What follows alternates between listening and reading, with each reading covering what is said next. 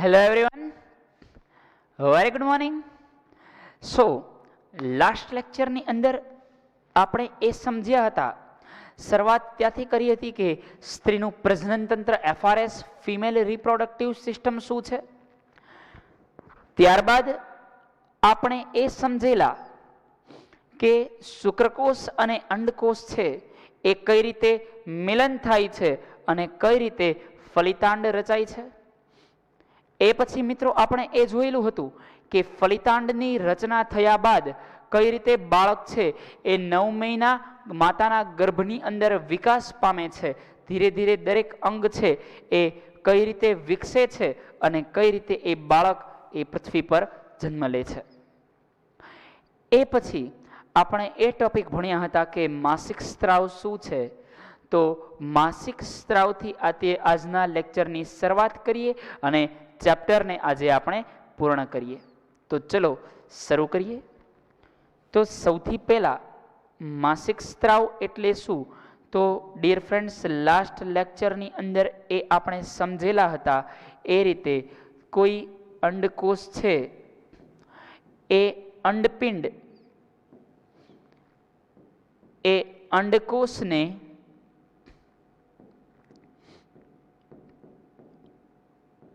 એક મહિનાની અંદર દર મહિને, સમજો વાત ખાસ, દર મહિને 2 અંડપિંડ પૈકી કોઈ પણ એક અંડપિંડ દ્વારા એક અંડકોષ છે એ મુક્ત થાય છે. આ મુક્ત થયેલો જે અંડકોષ છે એ મુક્ત થયેલો અંડકોષ એ ધીરે ધીરે ક્યાં આગળ વહન પામશે? અંડવાહિનીની અંદર. આ ક્યાં આગળ વહન પામે છે મિત્રો? અંડવાહિનીમાં. અંડવાહિનીમાંથી એ સાંકડી નલિકા દ્વારા ધીરે ધીરે ધીરે અંડકોષ ગબડતો ગબડતો એ સાંકડી નલિકા દ્વારા ગર્ભાશયમાં વયો જશે, ગર્ભાશયમાં સ્થપાઈ જશે. હવે આ ક્યાં જશે? ગર્ભાશયની અંદર. તો એ અંડવાહિની મારફતે ગર્ભાશયમાં જાય છે.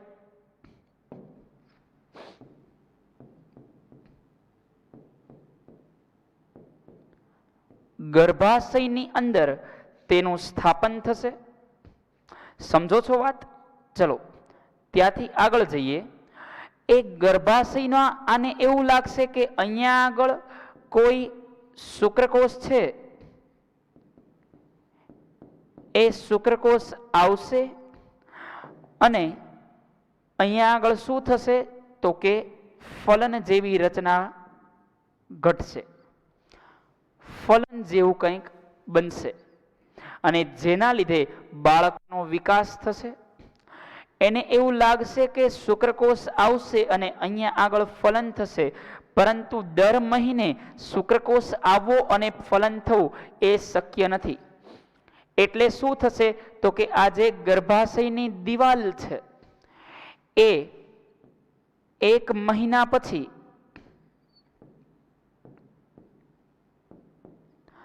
શુક્રકોષ નહીં આવે. કોણ નહીં આવે? શુક્રકોષ ત્યાં આગળ નહીં આવે. એટલે શું થશે? પહેલા તો એને એવું લાગતું હતું કે શુક્રકોષ આવશે. શુક્રકોષ આવશે એટલે કે ત્યાં આગળ બાળકનું નિર્માણ થશે, ત્યાં આગળ બાળકનો વિકાસ થશે. આ માટે અહીંયા આગળ સ્નાયુ પેશી, માંસપેશી, રુધિર પેશી જેવી રચના હોય છે. એવી રીતની સ્થિતિસ્થાપક રચના કરેલી હોય છે જેથી કરીને જો કોઈ બાળકનું ત્યાં આગળ સ્થાપન થાય તો એ બાળક ખૂબ જ સારી રીતે ત્યાં આગળ વિકાસ પામી શકે. એ બાળક ખૂબ જ સારી રીતે ત્યાં આગળ શું પામી શકે? વિકાસ પામી શકે.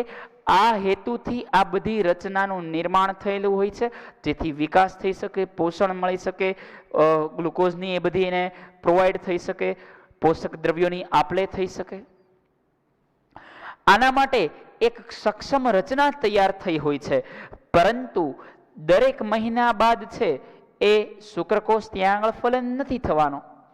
તો શુક્રકોષ છે ત્યાં આગળ ફલન પામવાનો નથી. આના લીધે શું થશે? તો કે આજે સમગ્ર રચના તૈયાર થયેલી જોવા મળે. આજે સમગ્ર રચના થઈ હતી. શેના માટેની રચના?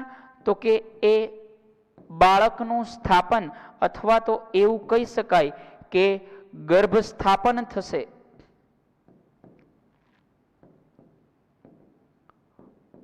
ગર્ભ સ્થાપન માટે જે પ્રકારની ડિયર ફ્રેન્ડ્સ રચના જોવા મળી હતી, એ કોઈ પ્રકારની રચના છે એ આની અંદર વિકાસ પામી શકશે નહીં. અને જે અંડકોષે તૈયારી કરેલી એ અંડકોષ છે એ અહીંયા આગળ નિષ્ફળ જશે. આ નિષ્ફળ જશે એટલે આને અંડકોષ પાત તરીકે ઓળખવામાં આવે છે. આ અંડકોષ કેવો ગયો? નિષ્ફળ ગયો. શેમાં નિષ્ફળ ગયો? તો કે એ ફલિત થવાની અંદર નિષ્ફળ ગયો છે. શેમાં નિષ્ફળ છે? ફલિત થવામાં આ અંડકોષ એ સંપૂર્ણપણે નિષ્ફળ ગયેલો છે. અને એ નિષ્ફળ જવાના કારણે જે આપણે અંડકોષ જોઈ રહ્યા છીએ, એ અંડકોષ આને અંડપાત તરીકે ઓળખાય છે, અથવા અંડકોષ પાત તરીકે ઓળખાય છે. અંડકોષ પાતમાં શું થાય છે? તો કે જે પ્રકારે તૈયાર થયેલું એ દરેક નકામા દ્રવ્યો છે, એ દરેક પ્રકારના નકામા દ્રવ્યો હવે યોનિ માર્ગમાંથી બહાર નીકળી જશે, યોનિ દ્વારમાંથી બહાર નીકળી જશે. આ દરેક પ્રકારના દ્રવ્યો એટલે શું? તો કે જે રુધિરવાહિની, રુધિર પેશીઓ, માંસપેશીઓ બાળકના નિર્માણ માટે તૈયાર થઈ હતી, એને પોષણ આપવા માટે તેનો વિકાસ થયેલો હતો. હવે બાળક તો આવવાનું નથી, કોઈ ફલન તો થવાનું નથી. તો એ ફલન નથી થવાનું, એ માટે આ અંડપાત થશે. એટલે કે અંડપાતની અંદર શું હશે? તો કે જે દરેક પ્રકારની સ્નાયુ પેશી બની છે, કે જે પણ પ્રકારની ગર્ભની તૈયારી થઈ છે. શેની તૈયારી? ગર્ભ ધારણ કરવા માટેની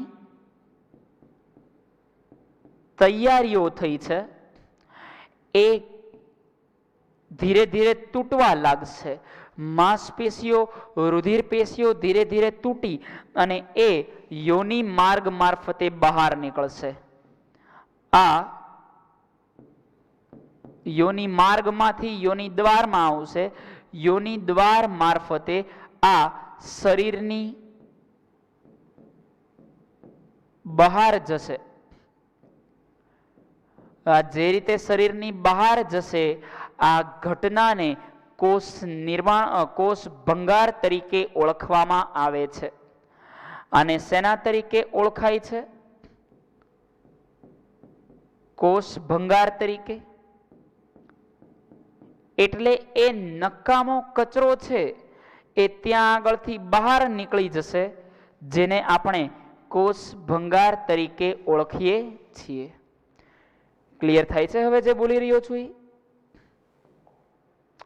ઓલરાઈટ મિત્રો, આ ક્રિયા દર 28 થી 30 દિવસે જોવા મળે છે. ફરીવાર કહું છું, આ ક્રિયા દર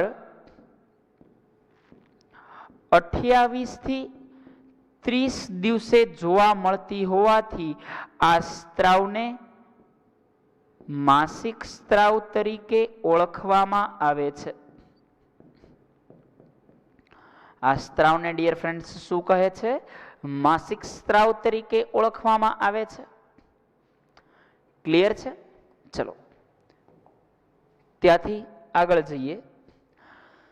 તો આ જે માસિક ચક્ર છે એ સ્ત્રીની અંદર દર 28 થી 30 દિવસના અંતે જોવા મળતી એક ચક્રીય ઘટના છે, કન્ટિન્યુઅસલી જોવા મળતી હોય, તે ગર્ભધારણ દરમિયાન એ અવરોધ છે. એટલે કે જ્યારે સ્ત્રીની અંદર, હવે જો આ ખાસ યાદ રાખજો, જ્યારે ગર્ભધારણ થયેલું છે, એ માતાની અંદર બાળક છે એ વિકાસ પામતું હોય, ત્યારે મિત્રો આ માસિક સ્ત્રાવ જેવી કોઈ ઘટના છે એ જોવા મળતી નથી. કયા સમયે? તો કે ગર્ભધારણ દરમિયાન આ માસિક સ્ત્રાવની ઘટના છે એ ડિયર ફ્રેન્ડ્સ અવરોધાતી જોવા મળે છે. સમજો છો વાતને? હવે જ્યારે બાળક નથી ત્યારે શું થયું? તો કે એ રક્તસ્ત્રાવ દ્વારા બહાર નીકળે છે. શું? તો કે આજે જે પણ પ્રકારની રચના બની હતી એ દરેક પ્રકારની રચના યોનિ દ્વારમાંથી રક્તસ્ત્રાવ તરીકે બહાર નીકળે છે. આ સમયે જે નિષ્ફળ ગયેલો અંડકોષ, જેને આપણે કીધેલું હતું અફલિત અંડકોષ, તો કોષ ભંગાર અને અફલિત અંડકોષ છે એ શરીરની બહાર નીકળે છે. ઓકે, સ્ત્રીમાં અંડકોષનું ફલન છે એ અંડકોષનું ફલન ન થાય તો પણ 1 દિવસ સુધી અંડકોષ છે એ જીવિત રહેતો જોવા મળે છે. પરંતુ એ 1 દિવસ પછી હજી વધારે 1 દિવસ એ શુક્રકોષની રાહ જોશે કે અહીંયા શુક્રકોષ આવશે, અહીંયા આગળ ગર્ભનું સ્થાપન થશે, બાળકનું નિર્માણ થશે. એ બાળકના વિકાસ માટેની રચના આટલી જે તૈયારીઓ કરેલી છે એ તૈયારી માટે હજી વધારે 1 દિવસ એ રાહ જોશે. પરંતુ તેમ છતાં પણ કંઈ જ ફાયદો નહીં થાય, એટલે કે શુક્રકોષ નહીં આવે. એટલે આ જે અંડકોષ તૈયાર થયેલો છે એ અંડપાત થશે. અફલિત અંડકોષ એ યોનિ દ્વારમાંથી આ રીતે બહાર નીકળશે અને આ ઘટનાને ડિયર ફ્રેન્ડ્સ આપણે શું કહીએ છીએ? માસિક સ્ત્રાવ. શેના તરીકે ઓળખવામાં આવે છે? તેને માસિક સ્ત્રાવ તરીકે ઓળખવામાં આવે છે. ક્લિયર છે?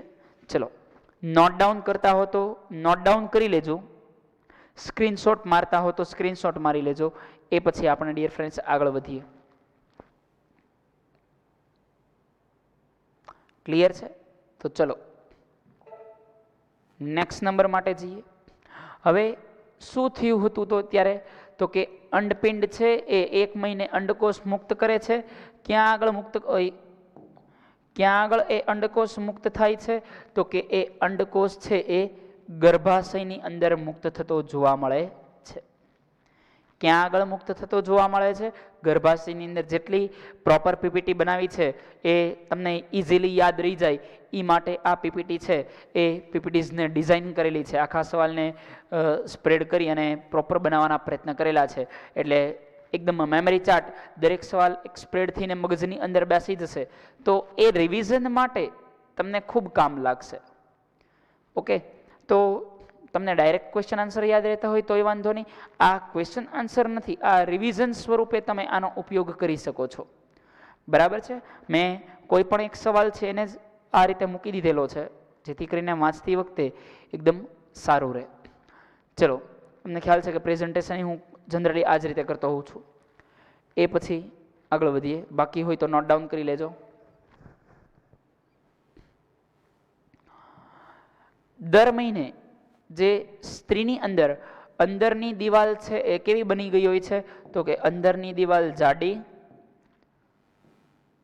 સ્થિતિસ્થાપક અને પુષ્કળ રુધિર પુરવઠા સભર. આ શબ્દો આવવા જોઈએ.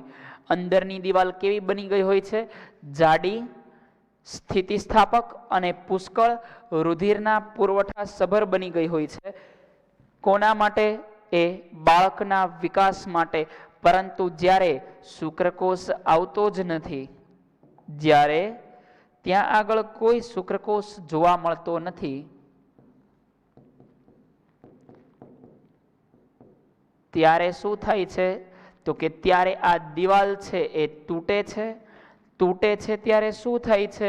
તો મિત્રો ત્યારે યોનિ માર્ગમાંથી દરેક પ્રકારનો જે કચરો છે એ કચરો બહાર નીકળે છે અને એ મોટે ભાગે એ શ્લેષ્મ સ્વરૂપની અંદર, શ્લેષ્મ અને રુધિર, કુદરતીની રચના જુઓ તમે. શ્લેષ્મનો સ્ત્રાવ એટલે થાય છે જેથી કરીને યોનિ માર્ગની અંદર, યોનિ દ્વારની અંદર ઘર્ષણનું પ્રમાણ છે એ ઘણું ઓછું થઈ જાય. ઘર્ષણનું પ્રમાણ ઓછું થાય એટલે તે ત્યાં આગળની જે સ્કિન છે, ત્યાંની ચામડી છે, એને વધારે ઈજા ન પહોંચે એ માટે શ્લેષ્મ સ્ત્રાવ સાથે થતો જોવા મળતો હોય છે. ક્લિયર? ક્લિયર છે ડિયર ફ્રેન્ડ્સ? ચલો, તો શ્લેષ્મ અને રુધિર આ બંને યોનિ માર્ગમાંથી બહાર નીકળે છે અને આ કોષભંગાર, એકચ્યુઅલી એવું પણ કહેવામાં આવે છે કે આ સમયગાળો એ સ્વચ્છતાનો સમયગાળો છે, કારણ કે બધું તૂટીને ધીરે ધીરે ધીરે ધીરે બહાર નીકળી જતું હોય. ચલો, ક્લિયર છે મિત્રો? તો નોટ ડાઉન કરી લ્યો, અધરવાઇઝ સ્ક્રીનશોટ લઈ લ્યો. વધીએ મિત્રો આપણે આગળ.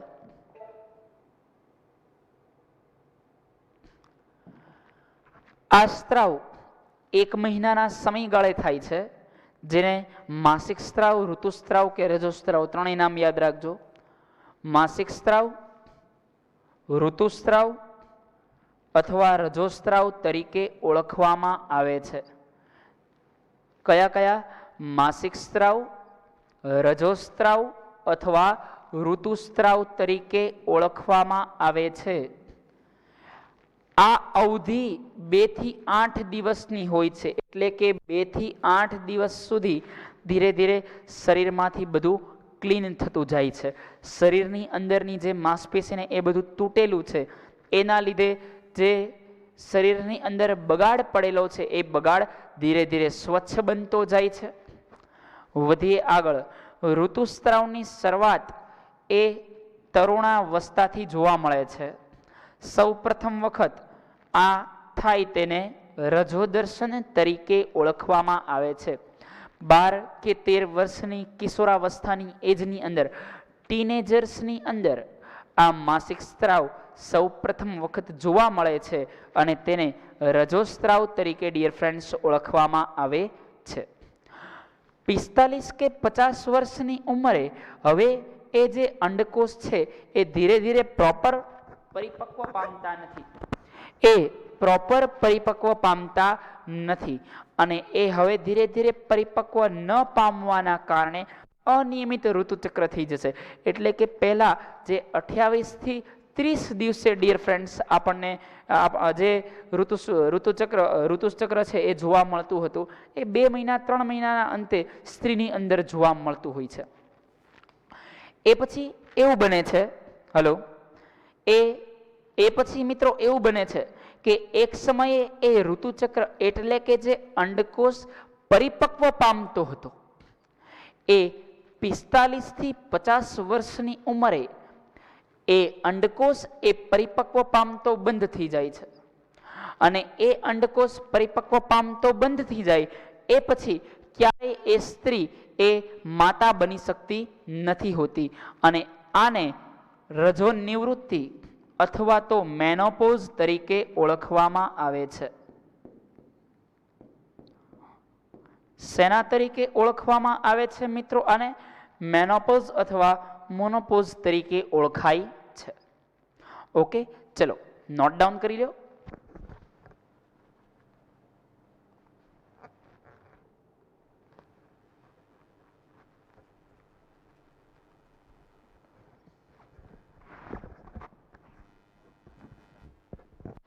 ચલો મિત્રો, ત્યાંથી આગળ જઈએ. હવે એ સમજીએ કે લૈંગિક પરિપક્વતા છે એ સમયે તરુણો પણ ઘણી બધી પ્રકારના દબાણ હોય. દબાણ એટલે કે મિત્ર એમ કહેતા હોય કે ભાઈ તું સક્ષમ છે કે કેમ? જો સક્ષમ હોય તો તારી સક્ષમતા દેખાડ. તો આ નાના મોટા દબાણ છે, હોય જ એવું જરૂરી નહીં, પણ નાના મોટા દબાણ છે એ જોવા મળે છે. મિત્રો દ્વારા ચોક્કસ પ્રવૃત્તિમાં ભાગ લેવાનું દબાણ જોવા મળતું હોય છે ઘણી બધી વાર.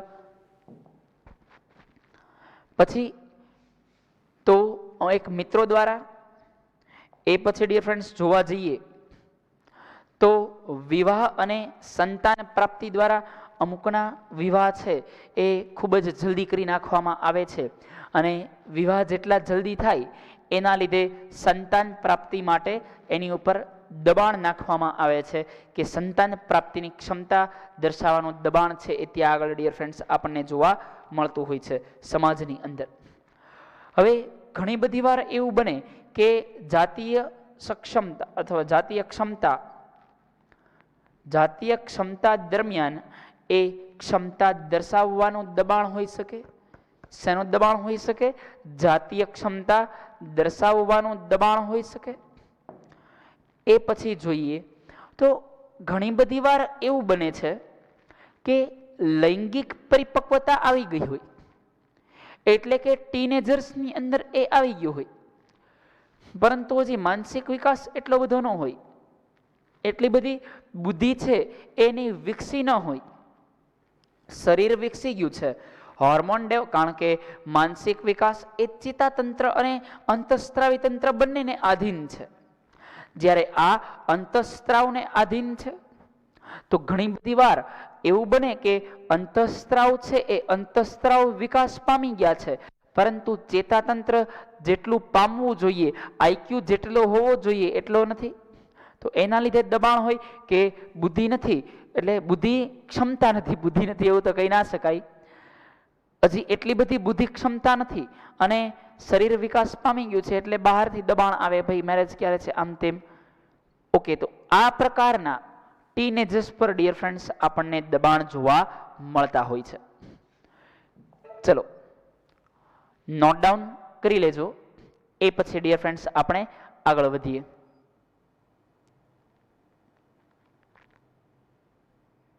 ચલો, આઈ હોપ નોટ ડાઉન કરી લીધું હશે અથવા સ્ક્રીનશોટ લઈ લીધેલો હશે. હવે જોઈએ જાતીય સંક્રમિત રોગો, એસટીડી, સેક્સ્યુઅલ ટ્રાન્સમિટેડ ડિઝીઝ. હવે આ જે જાતીય સમાગમ દ્વારા સંક્રમિત રોગ છે, જે એકના શરીરમાંથી બીજાના શરીરની અંદર ટ્રાન્સફર થાય છે, તો આ જાતીય રોગોનું પ્રમાણ પશ્ચિમી સંસ્કૃતિ આવતા ધીરે ધીરે ખૂબ જ વધવા લાગેલું છે. જેના લીધે અમુક ટીનેજર્સની અંદર, ખાસ કરીને કિશોરાવસ્થાની અંદર, ટીનેજર્સ એટલે કિશોરાવસ્થા, એની અંદર આ પ્રમાણ સૌથી વધારે જોવા, આખી લાઈફની અંદર જે અત્યારે આખા આપણા દેશની અંદર જો એવો રેશિયો કાઢવામાં આવે કે કઈ એજની અંદર આ પ્રમાણ સૌથી વધારે છે, તો એ યંગસ્ટર્સ ટીનેજર્સની અંદર જોવા મળે છે. એનું બીજું એક રીઝન એ પણ છે કે ખાણીપીણી, બહારથી અમુક લેવાતા ડ્રિંક્સ, ખવાતું જે ભોજન છે એ શરીરની અંદર આપણે અમુક યંગસ્ટર્સ એવું લેતા હોય છે કે જેના લીધે હોર્મોન્સ એ હાઇપર એક્ટિવ થઈ અને આ બાબત પ્રત્યે જે નૈતિકતાનું પાલન ન કરવા પ્રત્યે એ લોકો વધારે પ્રેરાતા હોય છે. જે નૈતિકતાનું પાલન નથી કરતા, કહી શકાય કે લાઈફ પાર્ટનર્સને વફાદાર નથી રહેતા, એની અંદર આ સૌથી વધારે ધીરે ધીરે વિકસતું જોવા મળતું હોય છે. આપણી સંસ્કૃતિ આપણને ખૂબ જ સારું શીખવેલું છે અને જો આપણી સંસ્કૃતિને આપણે મિત્રો ફોલો કરીએ તો લગભગ ક્યારેય લાગતું નથી કે આવી કઈ વસ્તુના ભોગ બની શકાય. તો હવે આપણે ફરીવાર આવીએ કે સંક્રમિત રોગો કયા કયા છે. તો એક છે એ જીવાણુજન્ય રોગો. કયા રોગો છે? જીવાણુજન્ય રોગો. જીવાણુજન્ય રોગોની અંદર ખાસ કરીને સિફિલસ અને ગોનોરિયાનો સમાવેશ થાય છે. સિફિલસ અને ગોનોરિયાના લીધે શરીરની ચામડી છે, જે સ્કિન છે, એ પ્રજનન અંગોની સ્કિન છે, એ ધીરે ધીરે એના ઉપર કોઈ પણ પ્રકારે પ્રોપર કામ કરતી હોય એ પ્રોપર કામ કરતી બંધ થઈ જાય છે. ફોડકીઓ ઉત્પન્ન થવા લાગે છે, એફિશિયન્સી ઘટતી જાય છે. તો આ એ સિફિલસ અને ગોનોરિયાના લીધે થતા રોગો છે. એ પછી વાયરસજન્ય રોગો જોઈએ તો મસા. હવે મસા જે પ્રજનન અંગ ઉપર લાગે એ એસટીડી હોઈ શકે. એ ટ્રાન્સમિટ થયેલા હોઈ શકે, ડિપેન્ડ કરે છે. ટ્રાન્સમિટ જ થયેલા હશે એવું કહી ના શકાય. અને જે સૌથી વધારેમાં વધારે મહાભયંકર રોગ છે એ human immunodeficiency virus HIV AIDS છે, જે અત્યાર સુધીનો સૌથી ખરાબ વાયરસ. અત્યારે કોરોના છે એ વાત અલગ છે, પરંતુ આની પણ આજ સુધી કોઈ પ્રકારની રસી શોધાઈ નથી. આની આજ સુધી કોઈ જ રસી મળી નથી. HIV એડ્સનો વાયરસ જ્યારે આપણા શરીરની અંદર ડિયર ફ્રેન્ડ્સ દાખલ થતો હોય છે, HIV એટલે હ્યુમન ઇમ્યુનો ડેફિશિયન્સી વાયરસ જ્યારે શરીરમાં દાખલ થતો જોવા મળે છે, ત્યારે આ વાયરસ આપણા શરીરની અંદરની આખી ઇમ્યુન સિસ્ટમ ઉપાડી લે છે. શ્વેતકણ, એની પછી ઘણા બધા ટી સેલ ને બી સેલ ને ઘણી બધી પ્રકારના કણ હોય, એ આખી ઇમ્યુની સિસ્ટમને ઉખાડીને ફેંકી દે છે. આના વાયરસ એટલી ધીરે ધીરે હુમલો કરે છે, વર્ષો પછી તો ખ્યાલ પડે કે શરીરની અંદર HIV નું સંક્રમણ થયેલું હતું. વર્ષો પછી ખ્યાલ પડે કે શરીરમાં શું થયેલું હતું? HIV નું સંક્રમણ હતું. આ HIV સંક્રમણ ઓળખવા માટે ઘણો બધો સમય છે એ વર્ષો વીતી જાય છે, અને એ પછી આપણી પાસે કોઈ ચાન્સ જ નથી હોતો. એટલે જે વ્યક્તિને લાગેલો છે એ વ્યક્તિ પાસે, આપણા દેશના વૈજ્ઞાનિકો પાસે, આપણા દેશના ડોક્ટર પાસે, કે હવે એને ફરીવાર પહેલા જેવો રિકવર કરી શકાય. ઇમ્યુન સિસ્ટમ આખી તોડી નાખેલી હોય છે, અને એ ઇમ્યુન સિસ્ટમ તોડી નાખવાના કારણે રોગ પ્રતિકારક શક્તિ છે એ રોગ પ્રતિકારક ક્ષમતાનો એ નાશ કરે છે. કોણ નાશ કરે છે? HIV નો વાયરસ. હવે આનો નાશ કરે એટલે શું થશે? તો કે આનો જ્યારે નાશ કરશે ત્યારે બનશે એવું ડિયર ફ્રેન્ડ્સ કે જ્યારે ભવિષ્યમાં કોઈ શરદી પણ થઈ છે તો એ શરદી સીધી ન્યુમોનિયામાં કન્વર્ટ થઈ જશે. કેમ? તો કે એ શરદીના વાયરસને મારવા માટે કે શરદીના જીવાણુને મારવા માટે શરીરની અંદર કોઈ શ્વેતકણ કે ઇમ્યુની સિસ્ટમ છે એ ઉપલબ્ધ નથી રહી. એટલે સીધી શરદી છે એ ફેફસાના બહુ મોટા રોગ ન્યુમોનિયામાં ટ્રાન્સફર થઈ જશે, માણસને જીવવા નહીં દે. જેમ અત્યારે કેમ એવું બને છે કે કોરોનાના કારણે કોઈ શુગર હોય, બીપી હોય, એને વધારે પ્રોબ્લેમ છે, ફેફસાની બીમારી હોય એને કોરોનાના લીધે વધારે તકલીફ પડે છે. સેમ એ જ રીતે આમાં પ્રોબ્લેમ્સ જોવા મળશે, અને એ પ્રોબ્લેમ્સના કારણે માણસ છે એ લાંબા સમય સુધી સર્વાઈવલ ટકાવી શકશે નહીં. અત્યારે જે દવા શોધાયેલી છે, HIV એડ્સની દવા વૈજ્ઞાનિકોએ બનાવેલી છે, પરંતુ એ દવા HIV મટાડવા માટેની નથી. જે વ્યક્તિને HIV એડ્સ લાગુ પડી ગયેલો છે, HIV વાયરસ છે, એડ્સ રોગનું નામ છે. HIV નું પૂરું નામ હ્યુમન ઇમ્યુનો ડેફિશિયન્સી વાયરસ થશે. શું થશે? Human immunodeficiency virus. લખી લેજો. HIV હ્યુમન ઇમ્યુનો, આઈ એટલે ઇમ્યુનો એટલે કે આપણી રોગ પ્રતિકારક શક્તિ, રોગ પ્રતિકારક ક્ષમતા, ડેફિશિયન્સી વાયરસ.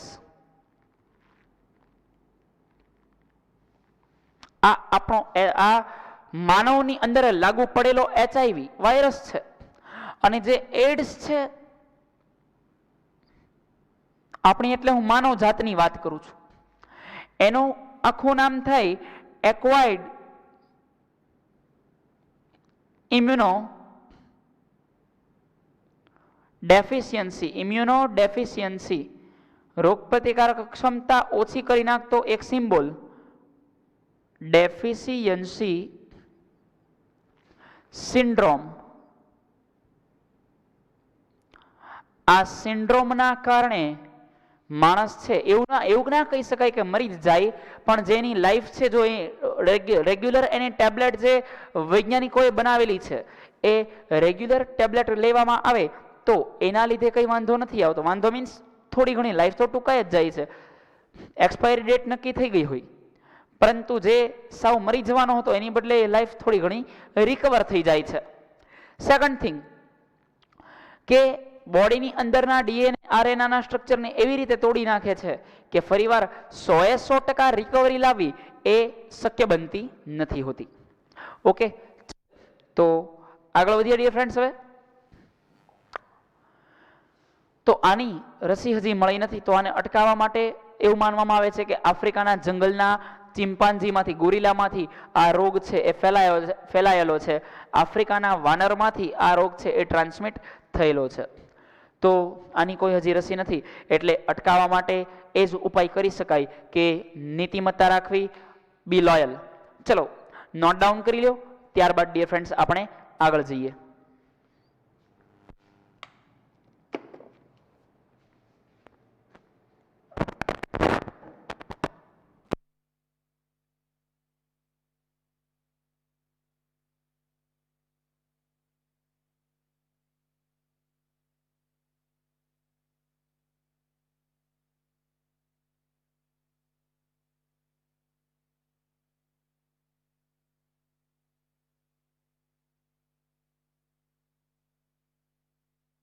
ચલો dear friends, I hope note down થઈ ગયું હશે. તો હું સ્લાઇડ ચેન્જ કરું છું. હવે અત્યારે પ્રોબ્લેમ, બીજો જે મેજર પ્રોબ્લેમ છે એ મેજર પ્રોબ્લેમ એવો છે કે વસ્તીમાં ખૂબ જ વધારો થઈ ગયો છે. વસ્તીમાં વધારો થવાના કારણે પ્રોબ્લેમ એ છે કે વ્યક્તિઓ ખૂબ વધી ગયા છે, જેના લીધે આખી દુનિયામાંથી સંસાધનોનો ખૂબ જ વધારે ઉપયોગ થવા લાગ્યો છે, જેના લીધે કુદરતી સંસાધનો ધીરે ધીરે ઘટવા લાગ્યા છે, પોલ્યુશન વધતું ગયું છે. અને જો આ જ રીતે ચાલતું રહેશે તો પૃથ્વી છે એ લાંબા સમય સુધી સારી રીતે ટકાવવી એ શક્ય નહીં બને. એટલે માનવ નિયંત્રણ એ ખૂબ જ જરૂરી છે. તો માનવ નિયંત્રણ એ ડિયર ફ્રેન્ડ્સ 3 રીતે થઈ શકે. એક તો કે યાંત્રિક અવરોધ દ્વારા. શેના દ્વારા? એક યાંત્રિક અવરોધ દ્વારા, બીજું રાસાયણિક અવરોધ દ્વારા, અને ત્રીજું એ શસ્ત્રક્રિયા દ્વારા. આ 3 રીતે માનવ વિકાસ છે એ નિયંત્રિત કરી શકાય. અધરવાઇઝ આની સિવાય કોઈ હાલ નવી પદ્ધતિ નથી કે ચોથી રીતે માનવ વિકાસનું નિયંત્રણ કરી શકાય. ફરીવાર યાંત્રિક અવરોધ, રાસાયણિક અવરોધ અને શસ્ત્રક્રિયા દ્વારા એ નિયંત્રણ કરી શકાતું જોવા મળે છે. ચલો નોટ ડાઉન કરી લો, પછી દરેક અવરોધ વિશે આપણે ડેપ્થની અંદર માહિતી મેળવીએ.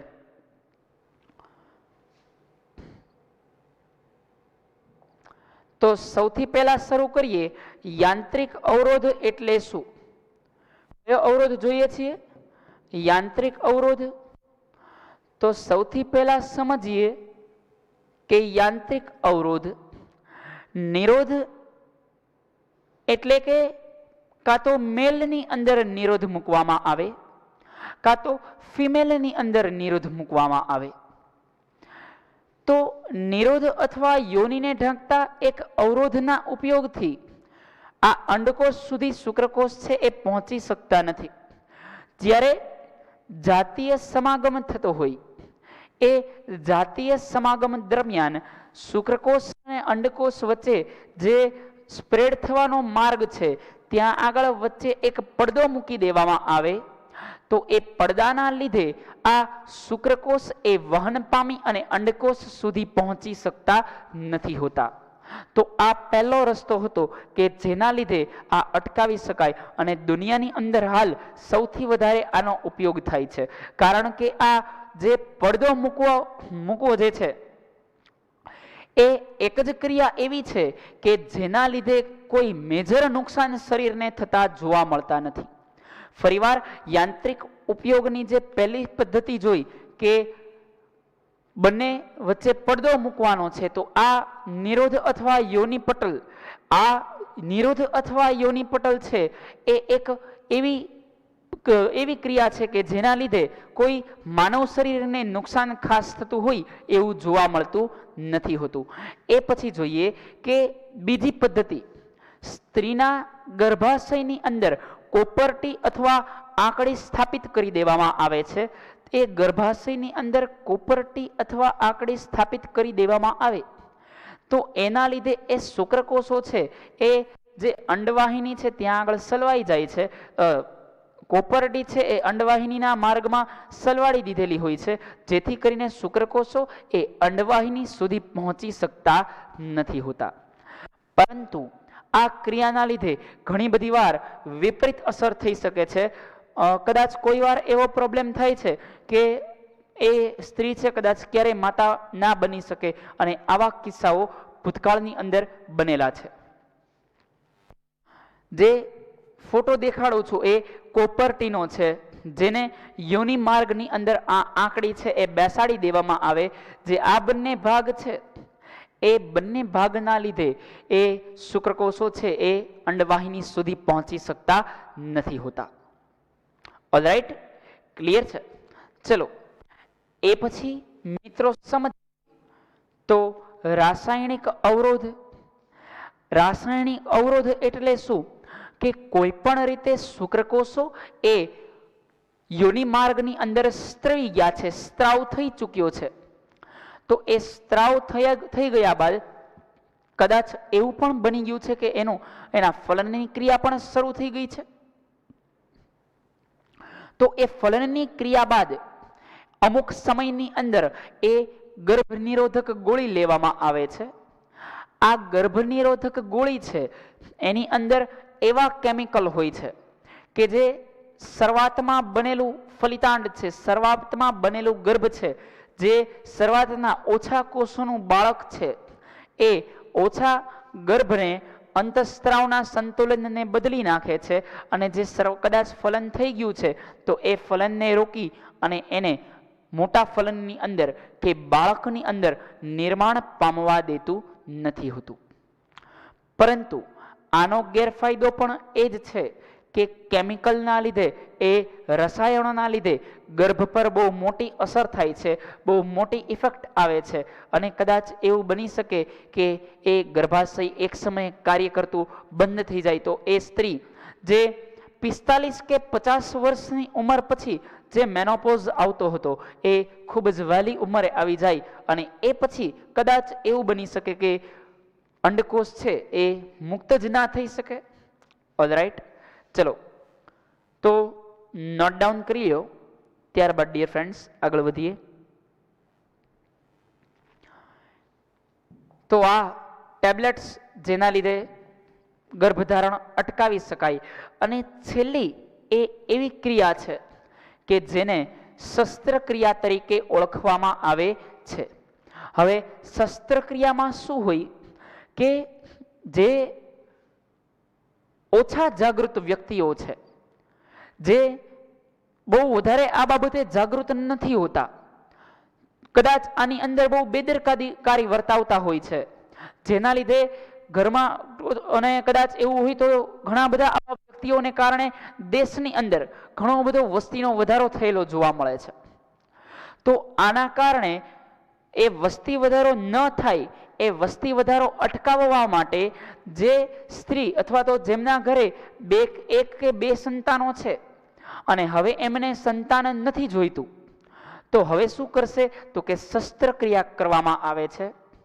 આઈધર એ પુરુષમાં કરી શકાય, અધરવાઇઝ એ સ્ત્રીમાં, બંનેમાંથી એકની અંદર શસ્ત્રક્રિયા કરો તો ચાલે. તો આ રીતે પણ ગર્ભનું નિર્માણ જોવા મળતું નથી. જો આ ક્રિયા એ પુરુષની અંદર કરવામાં આવે તો એની અંદર એ શુક્રવાહિનીઓ કાપી અને બાંધી દેવામાં આવે છે. શુક્રવાહિનીને કાપી અને બાંધી દીધા બાદ એ, કારણ કે શુક્રપિંડ શુક્રવાહિની સાથે જોડાયેલું હતું, ત્યાંથી શુક્રાશયમાં, ત્યાંથી શિશ્ન દ્વારા એ વીર્યત્યાગ થતો હતો. પરંતુ એ શુક્રકોષો શુક્રપિંડની અંદર ઉત્પન્ન થાય છે. શુક્રવાહિની કાપીને બાંધી દીધી, હવે એ શુક્રકોષો વહન નહીં પામી શકે. વહન નહીં પામે એટલે ઉત્પન્ન નહીં થાય. તો આના લીધે શુક્રવાહિની જ્યારે કાપી અને બાંધી દેવામાં આવે છે તો એ શુક્રકોષો શિશ્ન દ્વારા બહાર ત્યાગ જ નથી થતા, અને એ ત્યાગ ન થવાના કારણે ગર્ભ નિર્માણ થઈ શકતું નથી. અધરવાઇઝ આ જ પ્રક્રિયા સ્ત્રીની અંદર કરવામાં આવે છે. એમાં અંડવાહિનીઓ છે એ કાપીને બાંધી દેવામાં આવે છે, કારણ કે આપણે જોયું હતું કે અંડવાહિની અલ્ટિમેટલી છેલ્લે ગર્ભાશયમાં જાય છે. શુક્રવાહિની પણ આ રીતે વચ્ચે કાપી અને બાંધી દે છે. બાંધી દેવાથી શુક્રકોષો છે એ સ્ત્રાવ થતા નથી. અથવા એ સ્ત્રીમાં કરવામાં આવે તો સ્ત્રીની અંદર પણ એ અંડપિંડ છે, અંડકોષો છે એ ગર્ભાશય સુધી પહોંચી શકતા નથી હોતા, અને એ ન પહોંચી શકતા હોવાના કારણે એ ગર્ભ નિર્માણ થતું નથી. કારણ કે અત્યારે માનવ વસ્તી નિયંત્રણ છે એ ખૂબ જ જરૂરી છે, કારણ કે ખૂબ જ વસ્તીની અંદર ડિયર ફ્રેન્ડ્સ વધારો થઈ ગયેલો જોવા મળે છે. અને જો એ માનવ વસ્તી નિયંત્રણ નહીં કરવામાં આવે તો રિસોર્સિસ, કુદરતી સંસાધનો હાલ એટલા વપરાઈ રહ્યા છે કે ભવિષ્યમાં તેની તંગી આવવાની શક્યતાઓ પૂરેપૂરી છે. તો ચેપ્ટરને ડિયર ફ્રેન્ડ્સ અહીંયા આગળ પૂર્ણાહુતિ આપીએ છીએ. હોપ તમે ચેપ્ટરને ખૂબ સારી રીતે સમજ્યા હશો. ચાલેલું હોમવર્કની અંદર એકવાર મળીએ નેક્સ્ટ લેક્ચરમાં નવા ચેપ્ટર સાથે. ત્યાં સુધી સારું વર્ક કરો, સારું રીડ કરો. Good luck to all. Good bye dear friends. આ બાકી હોય એ નોટ ડાઉન કરી લે.